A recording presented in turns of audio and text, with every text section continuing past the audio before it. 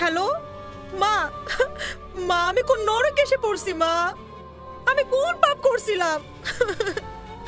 আমার সাথে যা হচ্ছে আমি একদম সহ্য করতে পারছি না। কিছু একটা করো মা, আমার আর ভালো লাগতেছে না। প্লিজ কিছু একটা করো। আসাদ, সাজ্জাদ, মা সাজ্জাদ, কি হয়েছে মা? আমার মেয়ে ওই বাড়িতে গেছে 24 ঘন্টাও হয়নি। এখনই আমার মেয়ের উপর অত্যাচার, অপমান, এমনকি বাড়ির সমস্ত কাজকর্ম করতে দিয়েছে। এটা আমি সহ্য করব না। এখনই সবাই প্রস্তুত হ, ওই বাড়িতে যাব। কোন অধিকারে যাব মা? মানে? বিয়েটা তো তুমি তোমার পছন্দে দিয়েছো, আমাদের কোনো মতামতই জানতে চাও না। তুমি আমাদেরকে কথা বলার সুযোগই দাও নাই। এখন তুমিই বলো কোন অধিকারে আমরা ওই বাড়িতে যাব মা? হ্যাঁ মা, ভাইয়া তো ঠিকই বলেছে, আমরা কোন অধিকারে যাব। তার চেয়ে বরং তোমার যেটা ভালো মনে হয় তুমি সেটাই করো। ও, আমি কি তাহলে ভুল করেছি? এটাই বলতে চাচ্ছিস তোরা? তোরা কেউ কথা বলবি না? এতদিন যাদের জন্য সব করেছি, কেউ আমার পাশে দাঁড়াবি না? ওকে গুড, কোনো দরকার নেই, তোদের কাউকে আমার দরকার নেই। আমার মেয়ের জন্য আমি একাই যথেষ্ট। তবে একটা কথা কান খুলে শুনে রাখো তোমরা, আমি ফিরে এসে জানো তোমাদেরকে এই বাড়িতে না দেখি সবাই চলে যাবে। মনে থাকে যেন কথাটা।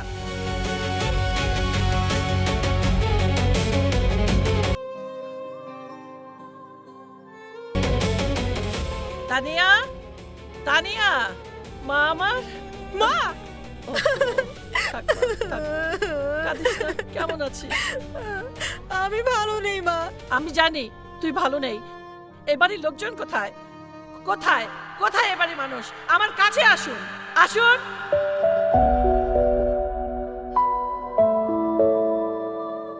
চিৎকার করছেন কেন? এটা কি কোনো বাজার? না, বাজার না।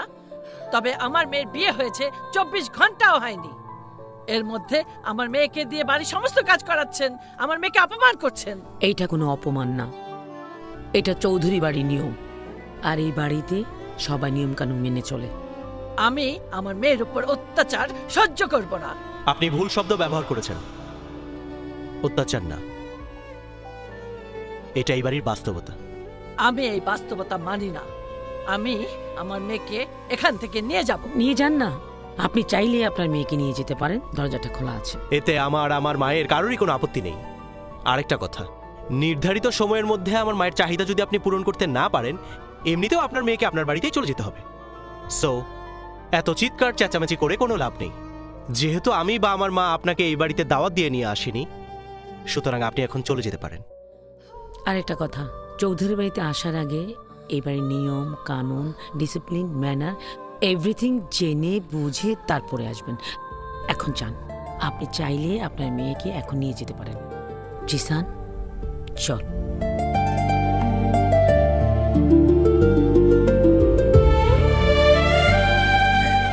মা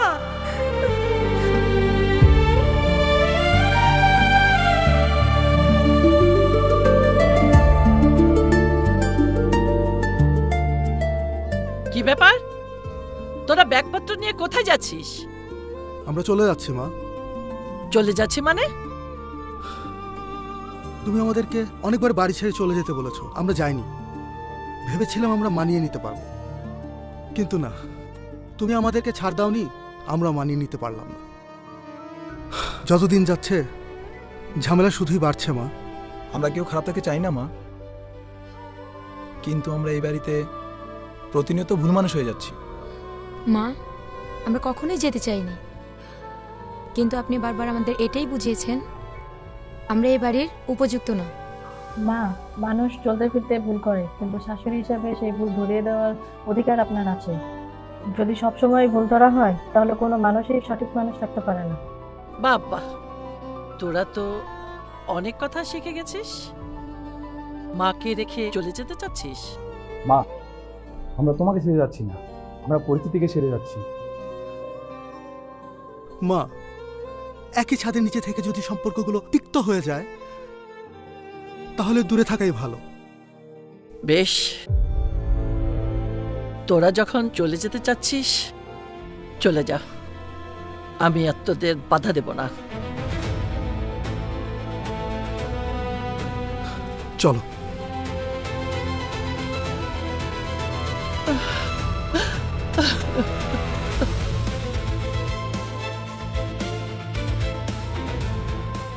এই যে এভাবে নাড়ানাড়ি করলে হবে, ঠিকঠাক মতো লবণও দিতে হবে। আবার হা করে তাকিয়ে আছে, ঠিকঠাক মতো কাজ করো। যত সব নবাব জাতি আসছে।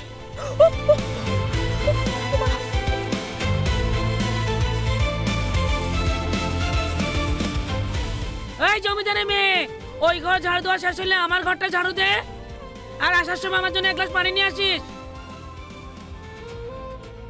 ওই, তোর কত বড় সাহস!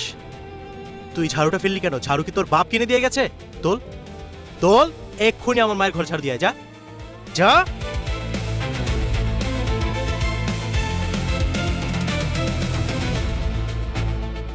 এই যে নবাবজাদি, এই কি এখানে শুয়ে শুয়ে ঘুমালে হবে? আমার বিছানা কে গুছাবে? হ্যাঁ, যাও, আমি ঘুমাবো। এক্ষুনি যে আমার বিছানা গুছাও, যাও। আবার তাকিয়ে আছে, যাও। 5 মিনিট টাইম দিলাম, তাড়াতাড়ি গুছাও।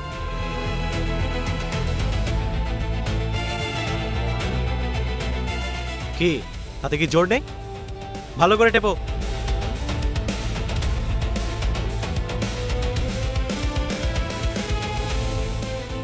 আমার জীবনটা তুমি কেন নষ্ট করলে? আমি তোমার জীবন নষ্ট করেছি? আমি তো তোমার জীবন নষ্ট করিনি। মানে বিয়ে করলে কি কারো জীবন নষ্ট হয়ে যায়? হ্যাঁ, নষ্ট হয়ে যায়। বিয়ের আগে যখন মানুষটা একরকম দেখায়, আর বিয়ের পর পুরো পরিবর্তন হয়ে যায়। তুমি কি বলতে চাও? আমি ভেবেছিলাম তুমি কোটিপতির ছেলে, তোমার লাইফস্টাইল হবে অন্যরকম। আমি দেশ বিদেশ ঘুরে বেড়াবো, বিন্দাস লাইফ কাটাবো। আর এখন একটা ঘরের মধ্যে আমাকে আটকা পড়ে থাকতে হচ্ছে, বাড়ির সমস্ত কাজ করতে হচ্ছে। আমি এই লাইফটা চাইনি। ইন্টারেস্টিং। মানে তোমার ভাইয়েরা তাদের বউদেরকে নিয়ে কি দেশ বিদেশে ঘুরে বেড়ায়? যদি না ঘুরে বেড়ায়, তাহলে তুমি কিভাবে আশা করছো যে আমি তোমাকে নিয়ে দেশ বিদেশে ঘুরে বেড়াবো? হাউ? তুমি কি ওদের সাথে আমাকে তুলনা করছো? I am just talking about reality. ওই ফকিন্নির বাচ্চাদের সাথে তুমি আমাকে মেলাচ্ছো? এক্সকিউজ মি, কি বললে তুমি? শোনো, ওরা যদি তোমার কাছে ফকিন্নি হয় না, তাহলে আমার দিক থেকে ভাবলে কিন্তু তুমিও তাই। টাকা, স্ট্যাটাস, সব দিকে আমি তোমার চেয়ে উপরে। সো যখন অন্যদেরকে নিয়ে কথা বলবে না, একটু নিজের অবস্থানটা ভেবে তারপর কথা বলবে, ওকে? তাহলে তখন তুমি কেন বিয়ে করেছিলে আমাকে? কারণ তখন তুমি আমার কাছে অ্যাকসেপ্টেবল ছিলে। আর এখন? You are not acceptable, you are just a big problem. তাহলে এই সম্পর্ক রাখার মানে কি? তুমি সবকিছু শেষ করে দাও। তুমি আমার কাছে ডিভোর্স চাও, তাই তো? ফাইন, আমি তোমাকে ডিভোর্স দিয়ে দেব। Get ready.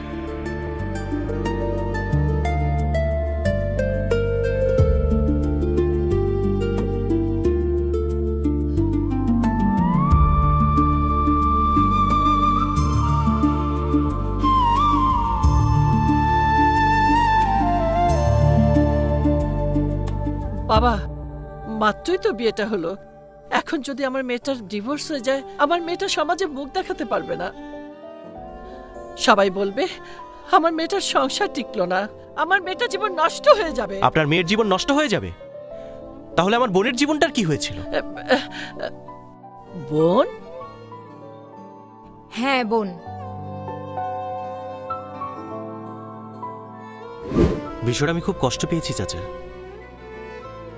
আমার তো আপন বোন নেই। রুমিকে আমি সেই ছোটবেলা থেকে নিজের আপন বোনের মতোই দেখেছি। তোমরা ওর বিয়ে দিয়ে দিলে, অথচ একটাবার আমাকে জানানোর প্রয়োজন মনে করলে না। যাই হোক, ওসব কথা এখন আর বলেই বা লাভ কি? এখন বলো, ওর শ্বশুরবাড়িতে কেমন আছে? ওর শ্বশুরবাড়ির লোকজন কেমন? কি ব্যাপার, চুপ করে আছো কেন?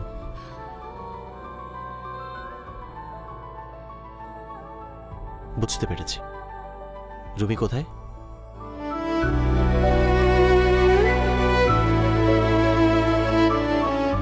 কি হয়েছে তোর?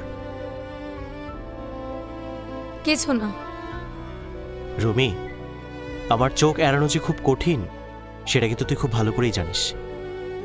কি হয়েছে?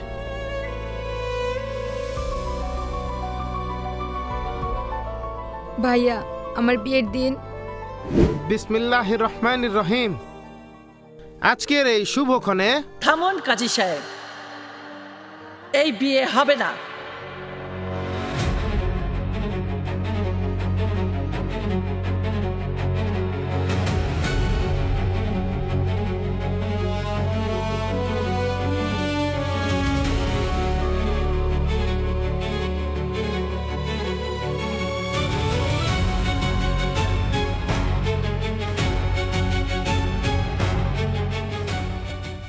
হবে না।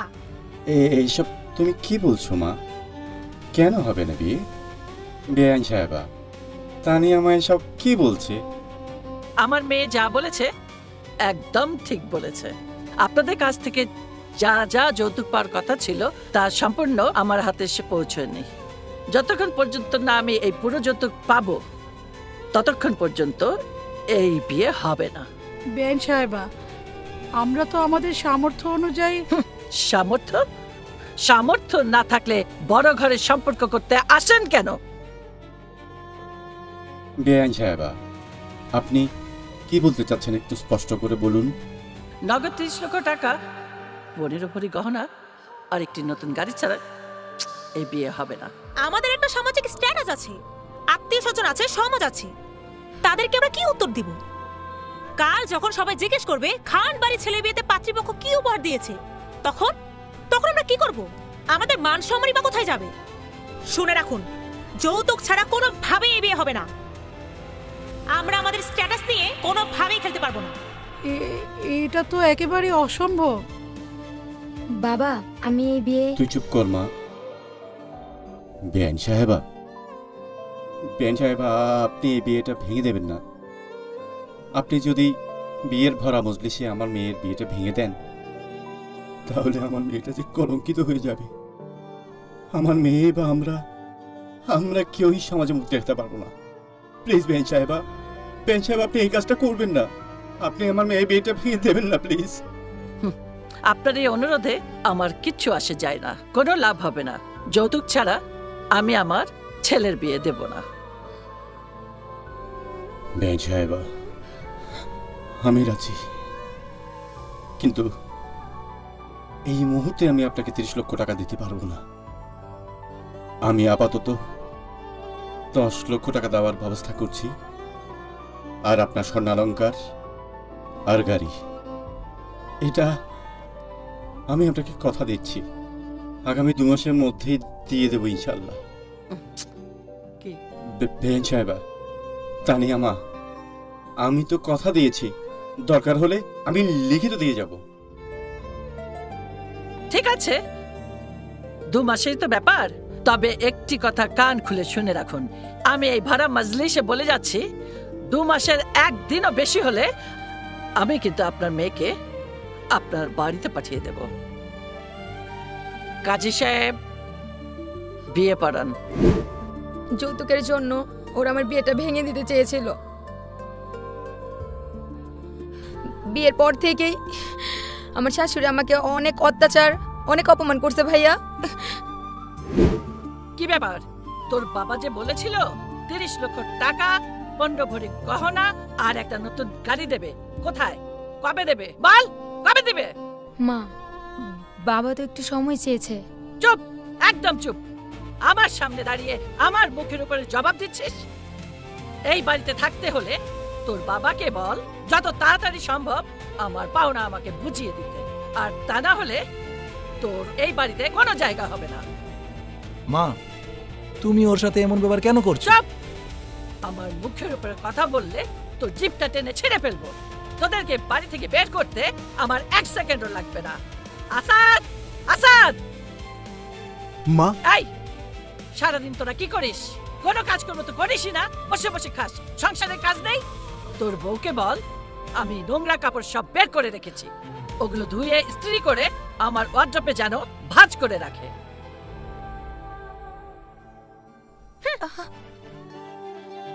আমার মা একদম ঠিক কথাই বলেছে। তোমরা তো এই বাড়িতে কোনো কাজই করো না। এই বাড়িতে থাকতে হলে টাকা দিয়ে থাকতে হবে।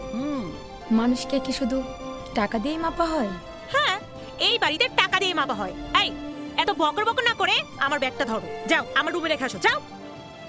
আর বড় ভাবি, আমার জন্য এক্ষুনি 1 গ্লাস শরবত নিয়ে আসো, যাও যাও। যা, দাঁড়িয়ে আছিস কেন? ওই বাড়িতে কে কে আছে? আমার স্বামী, তার বড় ভাই, তার স্ত্রী আর একটা ছোট বোন আছে। কি নাম ছোট বোনের? তানিয়া। বিয়ে হয়েছে? না ভাইয়া। তানিয়া,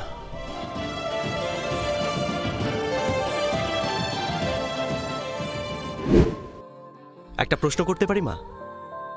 আপনি অন্যের মেয়েকে নিজের ঘরের পুত্রবধূ করে এনে চাকরানির মতো ব্যবহার করেন।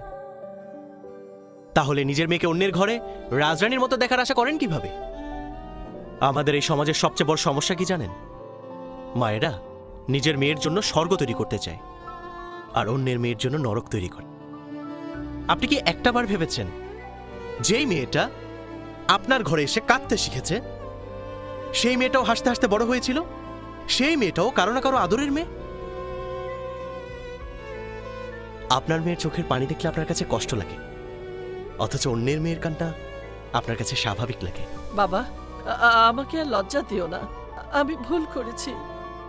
আমি সব সময় আমার নিজের মেয়েকেই মেয়ে ভেবেছি, অন্যের মেয়েকে অন্যের মেয়েই ভেবেছি, এমনকি ছেলের বউ হিসেবেও স্বীকৃতি দেইনি। এটা আমার ভুল ছিল। আমাকে তুমি মাফ করে দাও বাবা। সত্যি সত্যি আমি ভুল করেছি। মা,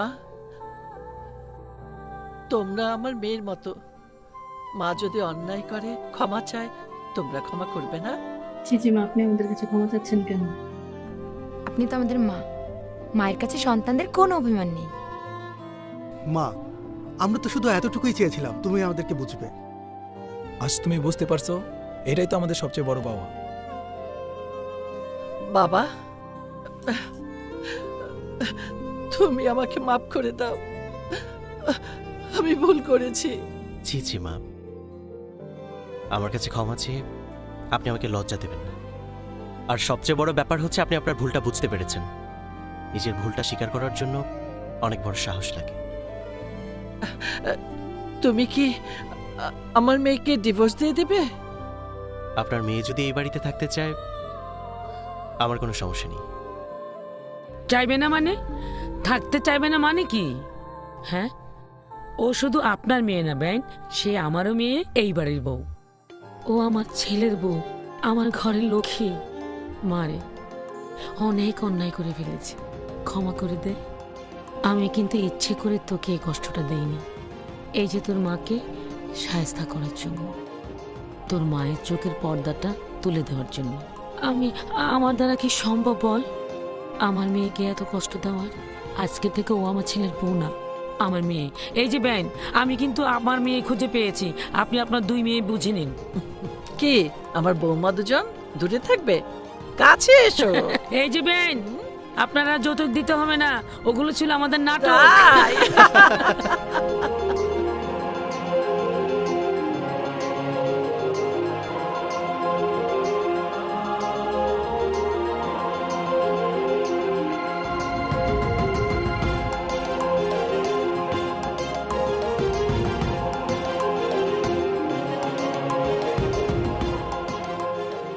একটা কথা জিজ্ঞেস করবো?